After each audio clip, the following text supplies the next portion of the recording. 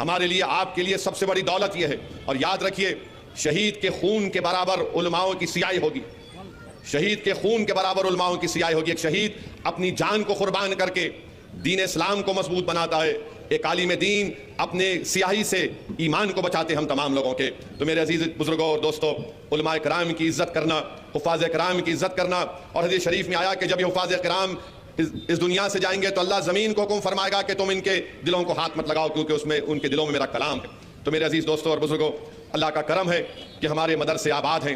پورے ملک میں ہمارے مدرسے آباد ہیں اور انشاءاللہ تعالی صبح قیامت تک آباد رہیں گے. یہ مدرسے ہمارے دین اسلام کے قلعے ہیں. ان قلعوں کو مضبوط رکھنا، ان قلعوں کی حفاظت کرنا یہ ہماری ذمہ داری ہے. اور اگر کوئی شکایت ہے آپ کو کہ میرے پاس فلاں چیز نہیں ہے، میرے پاس اس چیز کی کمی ہے، تو تھوڑی دیر کے لیے وہ غزہ کے ان غریب مسلمانوں کو دیکھو جو اپنے برباد شدہ گھروں کی طرف مسکرا کر لوٹ رہے ہیں، جنہوں نے اپنے بچوں کو کھویا.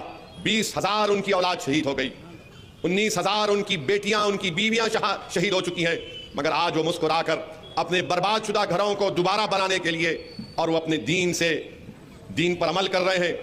اپنی مسجدیں جہاں پر ظالم اسرائیلیوں نے شہید کیا نمازیں پڑھ رہے ہیں، درود و سلام کے نذرانے پیش کر رہے ہیں. تو میرے عزیز دوستوں اور بزرگوں، ہم اپنی دعاؤں میں غزہ کے اور مغربی کنارے کے فلسطینیوں کے لیے بھی دعا فرمائیں.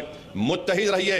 اور جو سپر پاور یہ کہہ رہا ہے کہ ہم غزہ سے ان 20 لاکھ فلسطینیوں کو وہاں سے نکال کر کسی اور جگہ پر لے کر جائیں گے، تو سنو سپر پاور والوں، جنہوں نے 1 سال تک تمہارے ہتھیاروں، تمہارے پلینوں کے ہتھیاروں سے، تمہارے پلینوں سے گرائے ہوئے بموں سے اپنی اولاد کی شہادت کو قبول کیا، اپنے گھروں کو برباد ہوتے ہوئے دیکھا. دنیا کی کوئی طاقت ایسی نہیں ہے جو زور اور زبردستی کی بنیاد پر غزہ سے ان غیور فلسطینیوں کو نکال سکے گی. وہ وہیں پر رہیں گے، صبح قیامت تک وہیں پر رہیں گے اور مسجد اقصی اور بیت المقدس کی حفاظت کریں گے. وہ اس وقت تک وہاں پر رہیں گے جب تک کہ قیامت نہیں آ جائے گی. کوئی دنیا کی طاقت ان غیور اور بہادر فلسطینیوں کو وہاں سے نکال سکے گا. اللہ ان کو سلامت رکھے. اللہ ہمارے اس دین کی سربلندی کے لیے جو لوگ کام کر رہے ہیں اللہ ان کو سلامت رکھے. اور ہم اپنے علماء کرام کی عزت کریں، ان کی عزت کریں. اللہ ان کو بھی سلامت رکھے، حفاظ قرآن کو. اور جو لوگ مدرسے چلا رہے ہیں یہ ہماری ذمہ داری ہے کہ جو رمضان کا ماہ مبارک آ رہا ہے ہم ان تمام مدرسوں کی مدد کریں، ان کو آباد رکھیں. وآخر دعوانا الحمدللہ رب العالمین.